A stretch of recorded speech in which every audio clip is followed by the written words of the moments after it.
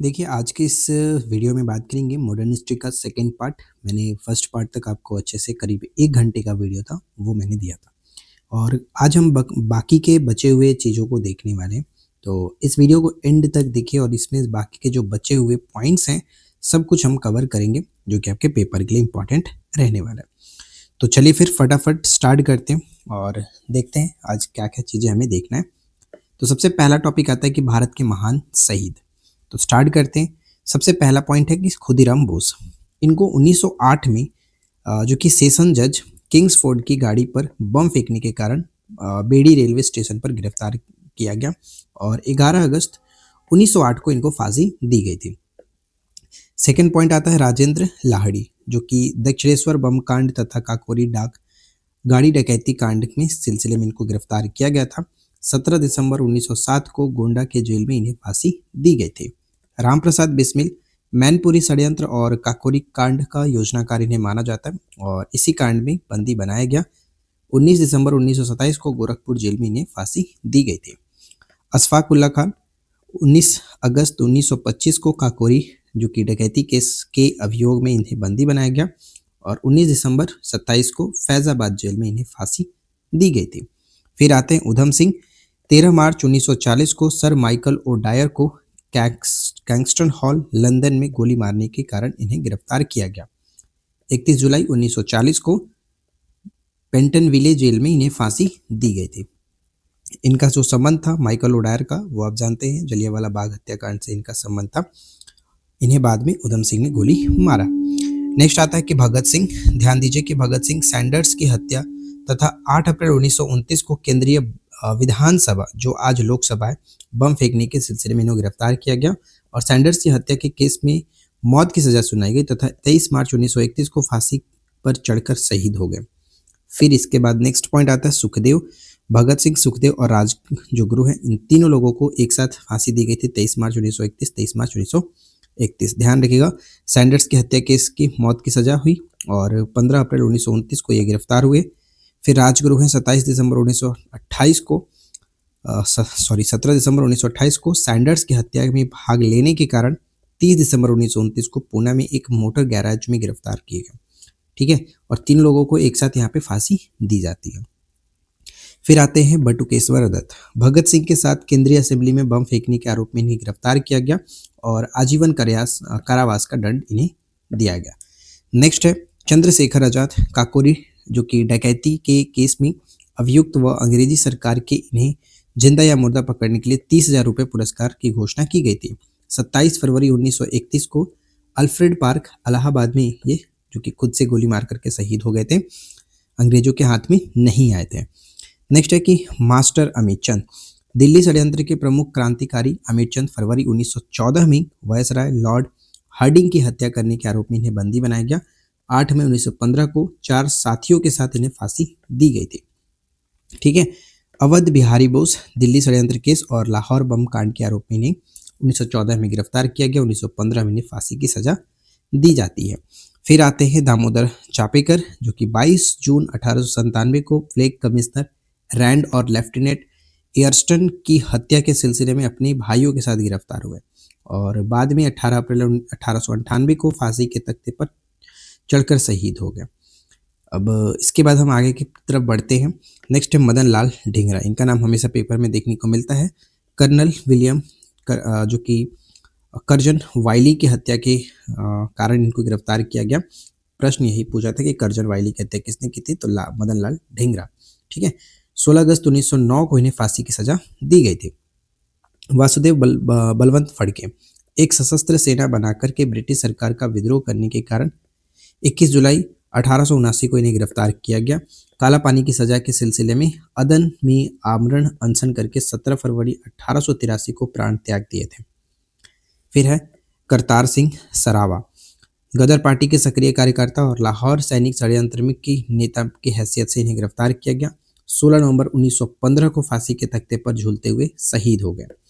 Next point आता है अनंत कन्हारी। हम तो आज तक पेपर में इसके बारे में नहीं सुने, आप इसे पढ़ लेना। फिर आते हैं सूर्यसेन, जिन्हें मास्टर दा के नाम से जानते हैं। 18 अप्रैल 1930 को चटगांव स्थित ब्रिटिश शस्त्रागार पर आक्रमण में भाग लेने के कारण इन्हें गिरफ्तार किया गया था और 12 जनवरी 1934 को इन्हें फांसी पर लटका दिया गया। मास्टर सूर्यसेन, ठीक है। हरकिशन के बारे में देखिए, 23 दिसंबर 1930 को पंजाब के गवर्नर पर गोली चलाने के आरोप में इन्हें गिरफ्तार किया गया और बाद में 1931 में इन्हें फांसी दी गई थी। इसके बाद देखिए नेक्स्ट अगर प्रश्न पे बात करें तो यहाँ पे अगर इतना सारे में देखो तो पेपर में तो ऐसे का ज़्यादा कुछ पूछा नहीं जाता है, आप इसे पढ़ना चाहे तो पढ़ सकते हो। यहाँ पे अगर हम बात करें लाला लाजपत राय जी के बारे में तो ज़्यादातर ये इंपॉर्टेंट हो जाता है। ध्यान से देखिए, लाला लाजपत राय साइमन कमीशन का विरोध करने पर पुलिस के द्वारा जो कि पाशविक लाठी प्रहारों के शिकार ये हुए थे। लाठी प्रहार के कारण 17 नवंबर 1928 को इनका देहांत हो जाता है। तो ये सब जो है आप थोड़ा सा पढ़ना चाहो तो पढ़ करके ध्यान रख सकते हो, लेकिन वैसे भी आप भी जानते हो कि पेपर में ये आता नहीं है, नहीं पूछा गया अभी तक। चलो इसके बाद नेक्स्ट यहाँ पे सुभाष चंद्र बोस जी के बारे में ध्यान से देख लीजिए। 21 अक्टूबर 1943 को सिंगापुर में आज़ाद भारत की अस्थायी सरकार की स्थापना करने की घोषणा की तथा जापानी सेना की सहायता से अंडमान एवं निकोबार द्वीप समूह पर अधिकार करते हुए 1944 में भारतीय सीमा के इम्फाल क्षेत्र में प्रवेश किया। 18 अगस्त 1945 को वायुयान दुर्घटना में इनकी मृत्यु हो गई, परंतु इस दुर्घटना को अभी तक प्रमाणित नहीं माना गया। तो ये था ये पहला पॉइंट। अब इसके बाद हम बात करते हैं नेक्स्ट, जो कि आता है भारतीय प्रेस का विकास। इस पर भी मैंने एक अलग वीडियो आप लोगों को दिया था नोट्स फॉर्मेट में, अगर आपने देखा था तो बहुत अच्छी बात है, नहीं देखा तो और भी अच्छी बात है। चलो नेक्स्ट क्या आता है कि भारतीय प्रेस का विकास, इसमें है समाचार पत्र और पत्रिका संस्थापक है, वर्ष, स्थान और कुछ विशेष पॉइंट है, ठीक है। बंगाल गजट जो कि जेम्स ऑगस्टम हिकी ने लिखा था, मतलब ये इसके संस्थापक थे। 1980 में ये प्रकाशन स्टार्ट हुआ। कलकत्ता से भारत का प्रथम साप्ताहिक अंग्रेजी समाचार पत्र था, इसलिए ये इंपॉर्टेंट हो जाता है। इंडिया गजट की बात करें तो हेनरी विवियन डेरोजियो, ये 1787 कलकत्ता से प्रकाशित होता था। Madras courier Richard Johnson, Madras से प्रकाशित होने वाला प्रथम समाचार पत्र था। Bombay Herald, Bombay gazette, William S burner जो थे इन्होंने स्टार्ट किया था। 89 से 91 माना जाता है। बम्बई से प्रकाशित होने वाला प्रथम समाचार पत्र था। दिग्दर्शन की बात करें तो जॉन क्लार्क मार्समैन थे, कलकत्ता से प्रथम बांग्ला मासिक पत्र था ये। समाचार दर्पण विलियम कैरी थे, कलकत्ता से प्रथम बांग्ला साप्ताहिक समाचार पत्र था ये, ठीक है। फिर आता है मिरातुल अखबार, ये इंपॉर्टेंट रहेगा पेपर के लिए। राजाराम मोहन राय जी के द्वारा स्टार्ट किया गया था 1822 में, कलकत्ता से प्रथम फारसी अखबार था ये, इंपॉर्टेंट रहेगा। फिर आता है जाम ई जहानुमा, एक अंग्रेज फर्म के द्वारा ये स्टार्ट किया गया था कलकत्ता से, उर्दू में प्रथम समाचार पत्र ये माना जाता है। बंगदूत की बात की तो राजाराम मोहन राय और द्वारकानाथ टैगोर एवं अन्य लोग इसमें शामिल थे। 4 भाषाओं में ये स्टार्ट हुआ था, अंग्रेजी, बांग्ला, हिंदी और फारसी में साप्ताहिक भाषा में ये स्टार्ट होता। उदंत मार्दंड पेपर के लिए इंपॉर्टेंट रहेगा, जुगल किशोर शुक्ल के द्वारा स्टार्ट किया गया था 1826 कलकत्ता से, हिंदी का प्रथम समाचार पत्र के रूप में इसे माना जाता है। तो इसका प्रकाशन एक साप्ताहिक पत्र के रूप में शुरू हुआ था, राइट। फिर नेक्स्ट पॉइंट आता है मुंबई समाचार, जो कि फर्दुनंजी मारजवान के द्वारा स्टार्ट किया गया था बम्बई से। गुजराती में प्रथम समाचार पत्र, अंग्रेजी में भी ये प्रकाशित होता था। फिर है बॉम्बे टाइम्स, बॉम्बे से 1861 में यह टाइम्स ऑफ इंडिया बना, ये इंपॉर्टेंट रहेगा, टाइम्स ऑफ इंडिया बना।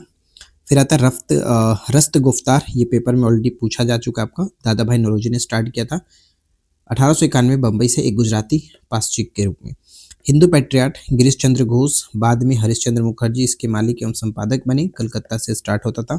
सोम प्रकाश द्वारकानाथ विद्याभूषण, कलकत्ता से प्रथम बांग्ला समाचार पत्र जो कि राजनीतिक से जुड़ा, ये महत्वपूर्ण रहेगा। इंडियन मिरर द्वारकानाथ टैगोर होते हैं, बंगाली नामक जो समाचार पत्र था, गिरीश चंद्र घोष। नेशनल पेपर द्वारकानाथ टैगोर होते हैं। अमृत बाजार पत्रिका बहुत महत्वपूर्ण रहेगा, शिशिर कुमार घोष जी के द्वारा, कलकत्ता में बांग्ला समाचार पत्र, लेकिन वर्नाकुलर प्रेस एक्ट से बचने के लिए रातों रात इसने अपना भाषा बदल करके अंग्रेजी कर दिया था, ठीक है। तो ये पॉइंट याद रखिएगा। बंग दर्शन बंकिम चंद्र चैटर्जी के द्वारा। Statesman Robert night. हिंदू की बात करें तो GS अय्यर और वीर राघवाचारी के द्वारा मद्रास से स्टार्ट किया गया था। ट्रिब्यूनल दयाल सिंह मजीडिया। केसरी और मराठा बाल तिलक के द्वारा, मुंबई में केसरी जो कि मराठा था दैनिक के रूप में और मराठा जो था वो अंग्रेजी साप्ताहिक के रूप में, तो ये दोनों याद रखना है, ठीक है। स्वदेश मित्रम GS अय्यर थे मद्रास। लीडर मदन मोहन मालवीय जी के द्वारा, ये बहुत महत्वपूर्ण है, इलाहाबाद से, यह एक अंग्रेजी समाचार पत्र के रूप में था। सुधारक की बात करें तो गोपाल गणेश अगरकर थे, पुणे से, मराठी भाषा में इसको स्टार्ट किया गया था। यहाँ पे कुछ कुछ पॉइंट हैं जिससे उसे देख लेते हैं। बंगाल गजट ने गवर्नर जनरल, उच्चतम न्यायालय के न्यायाधीशों और कंपनी के कर्मचारियों के दोषों को बहुत स्पष्ट रूप से प्रकाशित करना प्रारंभ किया, जिसके कारण 1782 में इस समाचार पत्र को बंद कर दिया गया। बांग्ला समाचार पत्र के रूप में शुरू, लेकिन कौन, किसके बारे में बात किया जा रहा है, तो अमृत बाजार पत्रिका। यहाँ पे देखिए आपको 2 पॉइंट दिया गया था, पॉइंट नंबर 2, तो यहाँ पे देखिए यही बहस कह रहा है कि पॉइंट नंबर जो 2 है, अमृत बाजार पत्रिका, ये बांग्ला समाचार पत्र के रूप में शुरू हुआ था, लेकिन वर्नाकुलर स्पेस एक्ट से बचने के लिए 1878 में अंग्रेजी समाचार पत्र बन गया था। फिर तीसरा पॉइंट यहाँ पे है कि तिलक के संपादक बनने के पूर्व अगरकर तथा केलकर द्वारा केसरी और मराठा का संपादक किया जाता था। ठीक है। फिर चौथा पॉइंट यहाँ पे आप देख पा रहे हैं कि गोपाल गणेश अंगरकर महाराष्ट्र के समाज सुधारक थे। वे मराठी के प्रसिद्ध समाचार पत्र केसरी के प्रथम मतभेद के कारण उन्हें केसरी का संपादक छोड़कर के सुधारक नामक पत्रिका प्रकाशन किया। अगरकर विष्णु कृष्ण जो कि चिपलूडकर तथा तिलक डेक्कन एजुकेशन सोसाइटी के संस्थापक थे।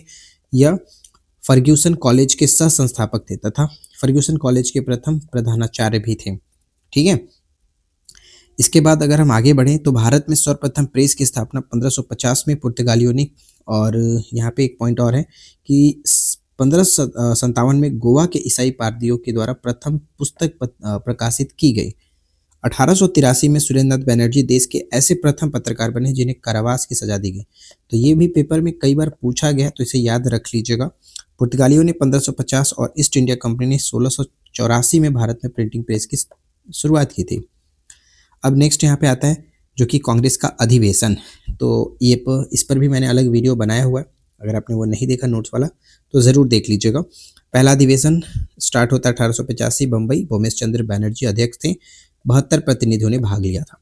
इसमें जो इम्पोर्टेंट है कौन से अधिवेशन की अध्यक्षता किसने की थी, और उसमें कुछ विशेष है तो अच्छी बात है, नहीं है तो कोई दिक्कत नहीं है, बस अध्यक्षता याद रखना है। दूसरा अधिवेशन जो होता है वो कलकत्ता में 1886, दादा भाई नौरोजी इसके अध्यक्ष बनते हैं। फिर आता है 1887 तीसरा अधिवेशन मद्रास में, बदरुद्दीन तैयबजी प्रथम मुस्लिम अध्यक्ष बनते हैं, इसलिए ये महत्वपूर्ण रहेगा। 1888 इलाहाबाद जॉर्ज यूल प्रथम अंग्रेज अध्यक्ष बनते हैं, यानी स्टार्टिंग के तो 4 आपको अच्छे से याद रखना ही रखना है। 1889 बम्बई में सर विलियम बेडनबर्ग, यहाँ पे वापस से कोई एक अंग्रेज को बनाया जाता है। फिर आते हैं छठा जो अधिवेशन है 1890 कलकत्ता, सर फिरोज शाह मेहता।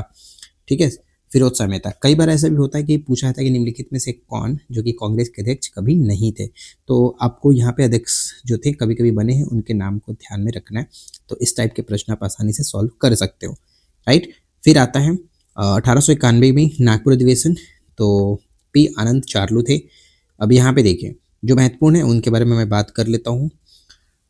यहाँ पे देखिए 1894 में मद्रास में अल्फ्रेड वेब, जो कि वे ब्रिटिश संसद के एक आयरी सदस्य के रूप में थे। ठीक है, चलिए नेक्स्ट पॉइंट पे आते हैं। फिर 1895 का पूना अधिवेशन सुरेंद्रनाथ बनर्जी करते हैं। 1896 का कलकत्ता अधिवेशन बहुत फेमस है, 12वां ये अधिवेशन था। रहीमतुल्ला सयानी इसकी अध्यक्षता कर रहे थे। पहली बार इसमें वंदे मातरम को गाया गया था। 1896 कलकत्ता अधिवेशन। ठीक है, फिर आता 1897 का अमरावती अधिवेशन, सी शंकरन नायर थे। फिर आगे की तरफ अगर हम बढ़ें तो यहाँ पे ध्यान रखिएगा, देखिए बाकी एक एक अगर पढ़ने जाए तो ऐसा कुछ है नहीं इंपॉर्टेंट, इसमें जो महत्वपूर्ण है जो पूछा था वो आप याद रखना। देखिए यहाँ पे क्या है, 21वां 1905 में बनारस अधिवेशन, गोपाल कृष्ण गोखले, स्वदेशी और बहिष्कार आंदोलन का अनुमोदन यहाँ पे किया गया। ठीक है, फिर आता है 22वां अधिवेशन 1906 कलकत्ता, दादा भाई नौरोजी, पहली बार स्वराज शब्द का प्रयोग यहाँ पे किया जाता है। फिर 1907 का सूरत अधिवेशन, डॉक्टर रास बिहारी घोष इसकी अध्यक्षता कर रहे थे। कांग्रेस का प्रथम विभाजन यहाँ पे होता है। फिर 1908 का डॉक्टर रास बिहारी घोष वापिस से अध्यक्ष बनते, कांग्रेस संविधान का निर्माण यहाँ पर किया जाता है, राइट। नेक्स्ट पॉइंट आता है लाहौर अधिवेशन 1909 का, पंडित मदन मोहन मालवीय जी यहाँ पे अध्यक्ष बनते हैं। 1910 में विलियम बेडनबर्ग दोबारा यहाँ पे अध्यक्ष बनते।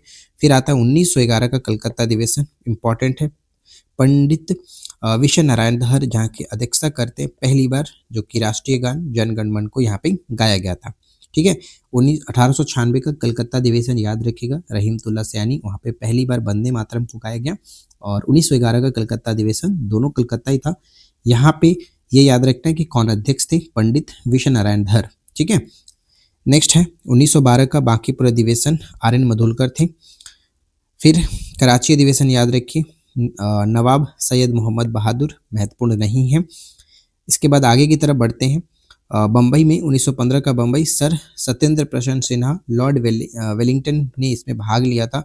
1916 का लखनऊ अधिवेशन महत्वपूर्ण आता है, अंबिका चरण मजूमदार, मुस्लिम लीग से समझौता यहाँ पे होता है। ठीक है, फिर पहली बार 1917 के कलकत्ता अधिवेशन में श्रीमती एनी बेसेंट को अध्यक्ष बनाया गया और इस तरह से प्रथम महिला अध्यक्ष के रूप में यहाँ पर बनाया जाता है। 1917 का कलकत्ता अधिवेशन, एनी बेसेंट को। 1918 में हसन इमाम, कांग्रेस का दूसरा विभाजन यहाँ पे होता है, पहला विभाजन 1907 में हुआ था। ठीक है, फिर आगे की तरफ बढ़ते हैं। नेक्स्ट है कि 1920 का जो विशेष अधिवेशन है कलकत्ता का, लाला लाजपत राय ने यहाँ पे किया था। कांग्रेस संविधान में परिवर्तन होता है, तो ये महत्वपूर्ण रहेगा। फिर आगे की तरफ बढ़िए, 1922 का गया अधिवेशन इंपॉर्टेंट है, देशबंधु चित्तरंजन दास जी के द्वारा, ये आपका 27वां अधिवेशन था। राइट, फिर 1923 का काकीनाडा, मोहम्मद अली जो थे ये बनते हैं। 1923 विशेष अधिवेशन दिल्ली में, अब्दुल कलाम आज़ाद सबसे युवा अध्यक्ष बनते हैं, ये इंपॉर्टेंट है। महात्मा गांधी जी के द्वारा एकमात्र अध्यक्षता जो कि की जाती है 1924 का बेलगाम। फिर है 40वां जो अधिवेशन 1925 होता है कानपुर में। यहाँ पे क्या होता है कि पहली बार किसी भारतीय महिला को अध्यक्ष बनाया जाता है, सरोजिनी नायडू जी बनती है। 1917 में हमने देखा था कलकत्ता अधिवेशन में श्री एनी बेसेंट को बनाया गया था पहली महिला अध्यक्ष, लेकिन यहाँ पे पहली भारतीय महिला अध्यक्ष के रूप में सरोजिनी नायडू जी को बनाया जाता है। फिर 1946 का गुवाहाटी अधिवेशन, एस श्रीनिवास आयगर जो थे सदस्यों हेतु खादी वस्त्र अनिवार्य किया गया इसमें, तो ये 1926 का डेट आपको याद रखना है। ठीक है, 1927 का मद्रास अधिवेशन में डॉक्टर M.A. अंसारी कर रहे थे, पूर्ण स्वाधीनता की मांग यहाँ पर की जाती है। फिर नेक्स्ट पॉइंट पे आते हैं, 43वां जो है 1928 में कलकत्ता में होता है, पंडित मोतीलाल नेहरू जी के द्वारा यहाँ पर की जाती है। फिर 1929 का लाहौर अधिवेशन महत्वपूर्ण बनता है क्योंकि इसमें पहली बार पूर्ण स्वराज की मांग की जाती है और जवाहरलाल नेहरू जी की पहली अध्यक्षता ये थी। 1931 का कराची अधिवेशन सरदार वल्लभ भाई पटेल जी के द्वारा की जाती है और आखिरी और एकमात्र अध्यक्षता इनके द्वारा की गई। मौलिक अधिकार का प्रस्ताव यहाँ पर पारित किया जाता है। राइट, फिर है 1932 का दिल्ली अधिवेशन, अमृत रणछोड़ दास सेठ जी के द्वारा। फिर आगे की तरफ बढ़ेंगे तो नेक्स्ट यहाँ पे देखेंगे, यहाँ पे एक और महिला आती है 1933 का कलकत्ता अधिवेशन, श्रीमती नीली सेनगुप्ता, ये भी महत्वपूर्ण है, यानी अभी आपने देखा 3 महिलाएं बन चुकी हैं। राइट, फिर क्या है 1934 का बम्बई अधिवेशन डॉक्टर राजेंद्र प्रसाद जी के द्वारा की जाती है और 1936 का लखनऊ अधिवेशन पंडित जवाहरलाल नेहरू जी के द्वारा कांग्रेस पार्लियामेंट बोर्ड की स्थापना यहाँ पर की जाती है 1936 में। और 1937 का फैजपुर अधिवेशन होता है, वापिस से जेएलएन यहाँ पे अध्यक्षता करते हैं। गाँव में आयोजित प्रथम ये अधिवेशन था। ठीक है, फैजपुर। फिर है हरिपुरा अधिवेशन गुजरात में 1928 में सुभाष चंद्र बोस जी के द्वारा की जाती है। 1939 का त्रिपुरी अधिवेशन सुभाष चंद्र बोस वापिस से करते हैं। फिर आता है 1940 का रामगढ़ अधिवेशन, डॉक्टर अबुल कलाम आज़ाद यहाँ पर बनते हैं। फिर यहाँ से लेकर के यहाँ तक लंबे समय तक सबसे ज़्यादा रहते हैं 1946 मेरठ अधिवेशन, 1945 तक ये थे, ये ध्यान रखिएगा। फिर 1946 में आचार्य जेवी कृपलानी, आज़ादी के समय अध्यक्ष के रूप में कई बार पूछा गया है प्रश्न 1946 में। फिर आता है 1928 का जयपुर अधिवेशन, वी पिटाभी सीतारमैया थे। और 1950 में नासिक अधिवेशन होता है, पुरुषोत्तम दास टंडन जी के द्वारा यहाँ पर किया जाता है। ठीक है, इसके बाद यहाँ पे देखिए कि इस अधिवेशन में, यहाँ पे इस अधिवेशन का मतलब तीसरा पॉइंट जो यहाँ पे कह रहा है, यहाँ पे है तीसरा पॉइंट। राइट, बांकीपुर में आर एन मधोलकर जी के द्वारा, तो यहाँ पे कह रहा है कि इस अधिवेशन में वो होम जो है वो कांग्रेस का पिता कहा गया, इनको कहा गया था। मदन मोहन मालवीय लखनऊ समझौते का विरोध किया तथा इसी अधिवेशन में मुस्लिम लीग के पृथक निर्वाचन की मांग को स्वीकार किया गया। चौथा पॉइंट यहाँ पे आप देख पाएंगे जो कि लखनऊ अधिवेशन हुआ था 1916 का, जब वहाँ पे ये बात की जा रही है। फिर 5वें पॉइंट में विशेष अधिवेशन जो होता है 1928 का हसन इमाम अध्यक्षता कर रहे थे, कांग्रेस का दूसरा विभाजन जब होता है, तो यहाँ पे कह रहे हैं कि सर्वप्रथम मौलिक अधिकारों की मांग यहाँ पर की गई थी। ठीक है, बाकी यहाँ पे आप आराम से पढ़ लेना, ज़्यादा कुछ है नहीं। और 7वां वाला सबसे इंपॉर्टेंट है क्योंकि 1931 का जब कराची अधिवेशन चल रहा था तो इसमें कहा गया था कि गांधी जी ने कहा था कि गांधी मर सकते हैं परंतु गांधीवाद हमेशा जिंदा रहेगा। ये 1931 का कराची अधिवेशन याद रखिएगा, जहाँ पर सरदार वल्लभ भाई पटेल जो कि पहली बार अध्यक्षता और एकमात्र अध्यक्षता करते हैं।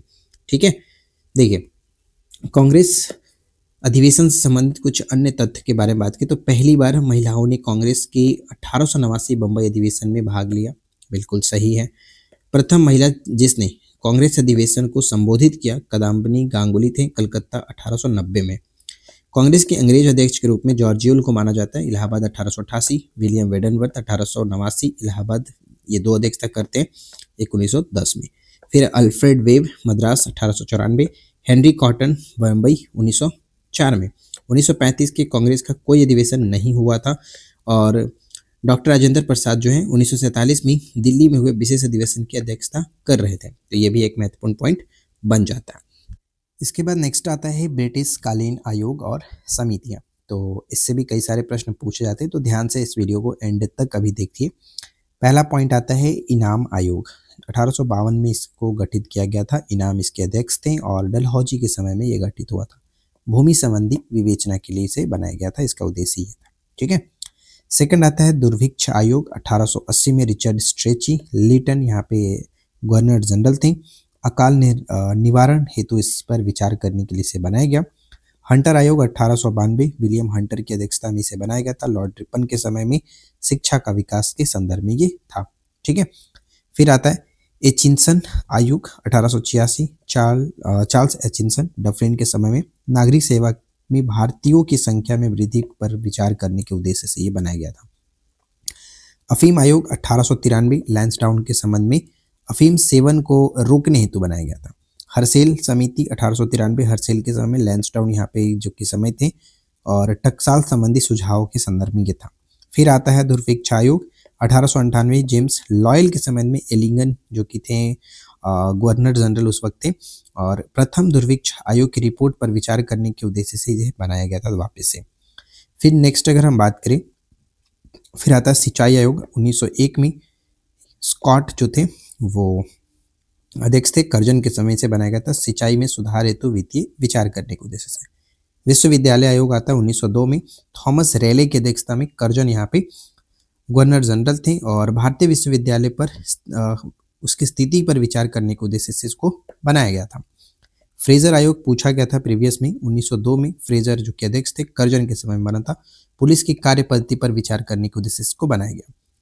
फिर नेक्स्ट पॉइंट यहाँ पे हम देखेंगे मेल्किंगन जो समिति था 1914 में, मेल्किंगन यहाँ पे अध्यक्ष थे और हार्डिंग के समय में ये बना था सरकारी वित्तीय अवस्था से संबंधित सुझाव के संदर्भ में। कलकत्ता विश्वविद्यालय आयोग यानी जिसे सैंडलर आयोग के नाम से इसे जाना जाता है, 1917 में माइकल सैंडलर की अध्यक्षता में जेम्स फोर्ड के समय में ये गठित हुआ था। कलकत्ता विश्वविद्यालय के दोषों की जांच करने के उद्देश्य से। भारतीय छटनी समिति 1923 में लॉर्ड इंचकैप जो कि अध्यक्ष थे, रीडिंग के समय ये बना था शिक्षा संबंधी विचार हेतु। ली आयोग महत्वपूर्ण रहेगा, 1924 में लॉर्ड ली के अध्यक्ष थे। लॉर्ड रीडिंग के समय ये बना था लोक सेवा आयोग के गठन की अनुशंसा 1926 में गठित किया गया था।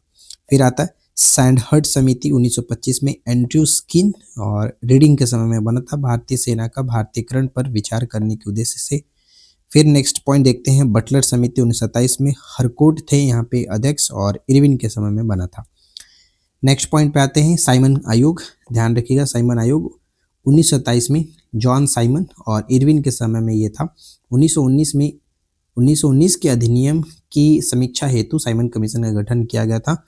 लिनलिथगो आयोग की बात करें तो 1928 में लिनलिथगो इरविन के समय में ये बना था, कृषि संबंधी समस्याओं पर विचार करने के उद्देश्य से लिनलिथगो को बनाया गया था।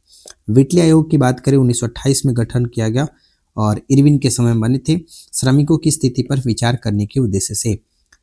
फिर आता है लिंडसे आयोग 1929 में, लिंडसे के अध्यक्षता में इरविन के समय में बना था। भारत में मशीनरी शिक्षा के विकास हेतु इसे गठित किया गया था। भारतीय वैधानिक आयोग 1929 में फिलिप हार्टेग इरविन के समय में गठित हुआ, शिक्षा की स्थिति की समीक्षा करने हेतु।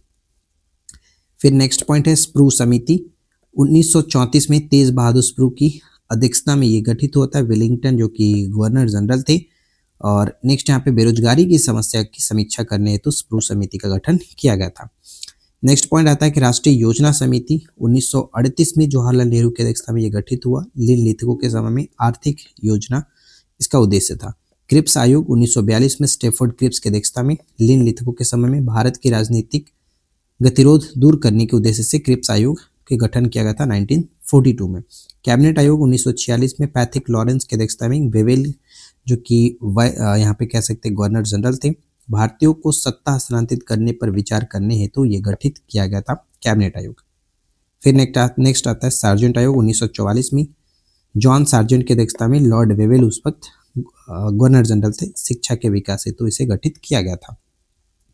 फिर नेक्स्ट पॉइंट आता है उपाधि प्राप्तकर्ता एवं दाता। तो उपाधि अगर देखा जाए तो गुरुदेव की उपाधि किसकी है, तो रविन्द्रनाथ टैगोर जी की, और ये उपाधि दिया गया था महात्मा गांधी जी के द्वारा। महात्मा जो उपाधि है महात्मा गांधी जी की है और रविन्द्रनाथ टैगोर ने इनको ये दिया था। नेताजी की बात करें तो सुभाष चंद्र बोस नेताजी के नाम से जाने जाते हैं और एडोल्फ हिटलर ने इन्हें ये दिया था नेताजी का नाम। ठीक है, नेक्स्ट है सरदार। वल्लभ भाई पटेल को कहा जाता है सरदार और बारडोली की महिलाओं ने ये दिया था। नेक्स्ट आता है कि देश रत्न या फिर अजात शत्रु के नाम से डॉक्टर राजेंद्र प्रसाद जी को जाना जाता है। महात्मा गांधी ने इन्हें कहा था देश रत्न। मोहम्मद अली जिन्ना को कायदे आजम के नाम से जाना जाता है और महात्मा गांधी जी ने कहा था। नेक्स्ट है देश नायक के नाम से सुभाष चंद्र बोस को जानते हैं, रविन्द्रनाथ टैगोर जी ने कहा था। विवेकानंद को स्वामी विवेकानंद मतलब विवेकानंद जो है वो स्वामी विवेकानंद जी को कहा जाता है। महाराजा खेतरी ने इन्हें विवेकानंद की उपाधि दी थी। इसके बाद नेक्स्ट पॉइंट आता है राष्ट्रपिता के नाम से हम महात्मा गांधी जी को जानते हैं, सुभाष चंद्र बोस जी ने इन्हें राष्ट्रपिता संबोधित किया था। राजा की बात करें तो राजा राम मोहन राय को और राजा की उपाधि दी गई थी अकबर द्वितीय के द्वारा। तो यहाँ तक किसी तरह का कोई दिक्कत नहीं होना चाहिए। अगर आपने वीडियो को अभी तक लाइक नहीं किया तो छोटा सा रिक्वेस्ट है कि वीडियो को लाइक ज़रूर करके जाइए। नेक्स्ट आता है भारत की ऐतिहासिक लड़ाइयाँ। तो ध्यान से देखिए, इसमें जो जो पूछा था उस पर मैं थोड़ा सा चर्चा कर लेते हैं। तराइन का प्रथम युद्ध, तराइन का द्वितीय युद्ध आपको पता होगा 91-92, और ये किन के बीच हुआ ये थोड़ा सा आपको याद रखना है। फिर आता है चंदावर का युद्ध 1194, मोहम्मद गौरी ने जयचंद को हराया था। राइट। पानीपत की पहली लड़ाई 1526 में बाबर ने इब्राहिम लोदी को हराया था। खानवा का युद्ध था 1527 में, बाबर ने राणा संगा को हराया। चंदेरी का युद्ध 1528 में, बाबर ने मेदनी राय को हराया। घाघरा का युद्ध था 1529, बाबर ने अफगानों को हराया। ठीक है। चौसा का युद्ध और कनौज का युद्ध ये दोनों बहुत महत्वपूर्ण है क्योंकि शेरशाह ने दोनों युद्धों में हुमायूं को हराया था। तो ये तो चीज़ आपको याद रखना ही रखना है। पानीपत की दूसरी लड़ाई होती है 1556 में और अकबर और हेमू के बीच यहाँ पे होता है और इसमें अकबर विजयी रहता है, हेमू को हराता है। तालीकोटा का युद्ध 1565 को माना जाता है, विजयनगर साम्राज्य का पतन के रूप में माना जाता है इस युद्ध को। हल्दी घाटी का युद्ध 1576, अकबर ने महाराणा प्रताप को हराया था। फिर नेक्स्ट अगर हम बात करें तो कोलाचेल की लड़ाई 1741 में होता है, त्रावणकोर के राजा मार्तंड वर्मा ने डच ईस्ट इंडिया कंपनी को हराया था। तो ये भी एक महत्वपूर्ण पॉइंट है। फिर नेक्स्ट बात करते हैं पलासी की लड़ाई 1757 को अंग्रेजों ने सिराजुद्दौला को हराया। वांडीवास का युद्ध 1760 में होता है, फ्रांसीसियों की पराजय हुई, अंग्रेजी और फ्रांसीसियों के बीच ये लड़ा गया था। पानीपत का तीसरा युद्ध 1761 में अहमद शाह अब्दाली और मराठों के बीच ये लड़ा जाता है। बक्सर का युद्ध होता है 1764 में, अंग्रेजों ने मीर कासिम को हराया। फिर आता है रूहेला का युद्ध 1774, खुर्दा का युद्ध 1795, निजाम की पराजय होती है। नेक्स्ट है प्रथम स्वतंत्रता संग्राम 1857, भारत चीन युद्ध 1962, भारत पाक जो युद्ध होता है 1965 में और द्वितीय भारत पाकिस्तान युद्ध 1971 में होता है। तो ये सब कुछ अच्छे से आपको याद है ही। प्रथम विश्व युद्ध 1914 से 18 और द्वितीय विश्व युद्ध 1939 से 45 के बीच होता है। ठीक है, आगे देखते हैं। अब इसके बाद नेक्स्ट पॉइंट पे बात करते हैं प्रमुख राजवंश, संस्थापक और उनसे जुड़ी राजधानी, क्योंकि पेपर में यहाँ से कई सारे प्रश्न पूछे जाते हैं। तो स्टार्ट करते हैं। देखिए, और सबसे पहला पॉइंट है कि हर्यक वंश की स्थापना जो है संस्थापक थे बिंबिसार और राजधानी थी राजगृह। शिशुनाग वंश, शिशुनाग संस्थापक थे, वैशाली इसकी राजधानी थी। फिर आता है नंद वंश, संस्थापक के रूप में माना जाता है, महापद्म नंद को पाटलिपुत्र राजधानी बनाया। मौर्य वंश, चंद्रगुप्त मौर्य को माना जाता है और पाटलिपुत्र राजधानी थी। शुंग वंश की बात करें तो पुष्यमित्र शुंग थे संस्थापक के रूप में और पाटलिपुत्र इनकी भी राजधानी थी। नेक्स्ट आता है कड़ वंश, वासुदेव और पाटलिपुत्र यहाँ पे राजधानी होता है। सतवाहन की बात करें तो सिमुक संस्थापक माने जाते हैं, प्रतिष्ठान राजधानी थी। नेक्स्ट आता है कुषाण वंश, कुजुल कड़फिसेस को माना जाता है और पुरुषपुर यहाँ पे इनकी राजधानी थी, दूसरी राजधानी मथुरा के रूप में जाना जाता है। गुप्त वंश के संस्थापक श्रीगुप्त को माना जाता है, लेकिन वास्तविक संस्थापक चंद्रगुप्त प्रथम को मानते हैं, इनकी राजधानी भी पाटलिपुत्र थी। वकाटक वंश की संस्थापक विंध्य शक्ति को मानते हैं। हुड वंश के संस्थापक तोरमाड़ और सियालकोट इनकी राजधानी थी। वर्धन वंश हो जाते पुष्य भूति, थानेसर और कनौज इनकी राजधानी थी। पांड्य वंश नोडियोन मदुरै इनकी राजधानी माना जाता है। चोल वंश की बात करें तो विजयालय संस्थापक, तंजौर राजधानी। पल्लव वंश सिंह वर्मन चतुर्थ, कांचीपुरम राजधानी हुआ करता था। राष्ट्रकूट की दंतीदुर्ग संस्थापक, मन्यखेत राजधानी। चालुक्य कल्याणी का तालप द्वितीय, मन्यखेत कल्याण इनकी राजधानी थी। चालुक्य बदामी की बात करें तो जयसिंह प्रथम, वतापी राजधानी। चालुक्य बेंगी, विष्णुवर्धन बेंगी यहाँ पे राजधानी होता है। होयसाल वंश विष्णुवर्धन द्वार समुद्र की राजधानी है। ये प्रश्न कई बार पूछा गया। फिर हम बात करते हैं अगले प्रश्न में, जिसे यादव वंश की बात करें तो विल्लभ जो कि 5वें हैं संस्थापक के रूप में, और देवगिरी यहाँ पर यादव वंश की राजधानी देवगिरी होता है। कदम्ब वंश मयूर शर्मन वनवास यहाँ पे इनकी राजधानी है। काकतीय वंश की बात करें तो बिट्टा प्रथम होते हैं और इनकी राजधानी होता है अमकोंड। गंग वंश ब्रजहस्त पंचम कुवलाल और तलकांड यहाँ पे इनकी राजधानी होता है। ये सब तो मतलब ना के बराबर ही देखने को मिलता है। पाल वंश पूछा जाता है, गोपाल संस्थापक मुंगेर राजधानी। सेन वंश सामंत सेन थे, लखनऊ इनकी राजधानी थी। फिर यहाँ पे अगर आगे की तरफ बढ़े तो लोहार वंश याद रखेंगे, संग्राम राज। वर्मन वंश कामरूप, जिसे पुष्य वर्मन को माना जाता है, और प्रयाग ज्योतिषपुर यहाँ पे इनकी राजधानी होता था। गुर्जर प्रतिहार याद रखिएगा, नागभट्ट प्रथम कनौज। गढ़वाल वंश चंद्रदेव कनौज राजधानी। चौहान वंश वासुदेव अजमेर राजधानी था। परमार वंश की बात करें तो उपेंद्र होता है और धारा नगरी यहाँ पे इनकी राजधानी थी। चंदेल वंश याद रखिएगा, नन्नुक होते हैं, खजुराहो महुआ जो कि इनकी राजधानी था। सोलंकी वंश मूलराज याद रखना, अनिलवाड़ा इनकी राजधानी थी। फिर नेक्स्ट आता है कि कलचुरी वंश कोल्लक और त्रिपुरी यहाँ पे राजधानी होता है। गुलाम वंश की बात करें तो कुतुबुद्दीन ऐबक दिल्ली में राजधानी बनाया था। खिलजी वंश जलालुद्दीन खिलजी को माना था संस्थापक और दिल्ली राजधानी था। तुगलक वंश की बात करें तो इसके संस्थापक के रूप में गयासुद्दीन तुगलक को मानते हैं, दिल्ली राजधानी। सैयद वंश के संस्थापक खिरिज खां को मानते हैं, दिल्ली इनकी राजधानी थी। लोधी वंश बहलोल लोधी। संगम वंश हरिहर और बुक्का विजयनगर राजधानी था। सालू वंश नरसिंह विजयनगर। तुलु वंश वीर नरसिंह थे, विजयनगर। आरवीडू वंश होता है तिरुमल पेनुकोंडा यहाँ पे इनकी राजधानी थी। नेक्स्ट आता है, नेक्स्ट पॉइंट है जो कि विजयनगर, ठीक है, विजयनगर तो कंप्लीट हुआ। बहमनी वंश, बहमनी वंश हसन गंगू को माना जाता है संस्थापक, गुलबर्गा यहाँ पे इनकी राजधानी हुआ था। आदिल शाही वंश की बात करें तो आदिल शाह यहाँ पे संस्थापक थे, बीजापुर राजधानी। निजाम शाही मलिक अहमद अहमदनगर इनकी राजधानी थी। इमाद शाही फतेह उल्लाह इमाद शाह बरार इनकी राजधानी थी। कुतुब शाही वंश कुली कुतुब शाह को माना जाता है, गोलकुंडा राजधानी के रूप में इन्होंने अपना विकसित किया। बिरद शाह की बात करें तो अमीर अली बरीद थे, ठीक है, बरीद शाही यहाँ पे बरीद शाही, और बीदर यहाँ पे इनकी राजधानी थी। फिर आता है सरकी वंश के मलिक सरवर संस्थापक और जौनपुर इनकी राजधानी था। मुगल वंश के बारे में पता ही है, क्या ही बताऊं, मुगल वंश बाबर और दिल्ली आगरा इनकी राजधानी हुआ। भोसले वंश शिवाजी भोसले माना जाता है, रायगढ़ राजधानी था। हैदराबाद के स्वतंत्र राज्य है निजामुल मुल्क, हैदराबाद राजधानी था। तो देखिए यहाँ तक बहुत सारी बातें हो गई और बहुत सारी चीज़ें हमने आपको बताया, और लास्ट पॉइंट यहाँ पे आपके सामने मैं रखने जा रहा हूँ, तो थोड़ा सा वीडियो को लाइक ज़रूर कर देना। नेक्स्ट यहाँ कह रहा है कि अधिनियम है, गवर्नर जनरल थे और वर्ष और विषय से संबंधित है। जैसे शिशु वध प्रतिबंध लगाया गया था जॉन्स और वेलेस्ली के समय में, शिशु हत्या पर प्रतिबंध ये था। सती प्रथा प्रतिबंध की बात करें तो लॉर्ड विलियम बेंटिंक के समय 1829 में सती प्रथा पर पूर्ण प्रतिबंध लगाया गया। बहुत अच्छा ये प्रश्न है, रिपीट होते रहता है। दास प्रथा पर प्रतिबंध लगाया गया था एलेनबरो में 1833 के चार्टर एक्ट के द्वारा 1843 में, तो ये पॉइंट याद रखिएगा, लॉर्ड एलेनबरो। हिंदू विधवा पुनर्विवाह लॉर्ड कैनिंग के समय 1856 में विधवा विवाह की अनुमति दी गई। नेटिव मैरिज एक्ट था नॉर्थ ब्रुक के समय की बात है, और 1872 में ये जो कि वर्ष था अंतर जातीय विवाह से संबंधित था। एज ऑफ कंसेंट एक्ट आता है, age of consent act Lansdowne के समय में 1891 में लड़की के विवाह के लिए आयु 12 वर्ष निर्धारित की गई थी। शारदा एक्ट आता है इरविन के समय में 1930 में, जिसमें विवाह की आयु के लिए लड़की की न्यूनतम आयु 14 वर्ष और लड़के की आयु 18 वर्ष निर्धारित की गई थी।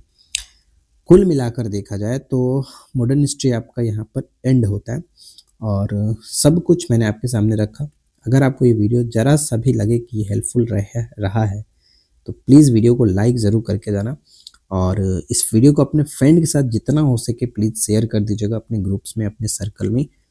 और चैनल पर अगर आपने अभी तक सब्सक्राइब नहीं कर रखा, पहली बार आया है तो सब्सक्राइब कर लीजिए। इस तरह की रेगुलर वीडियो आपको हमारे इस चैनल पर देखने को मिलती रहती है। तो इस वीडियो में इतना ही, फिलहाल मिलते हैं नेक्स्ट क्लास में। Thanks for watching, keep learning, have a good day.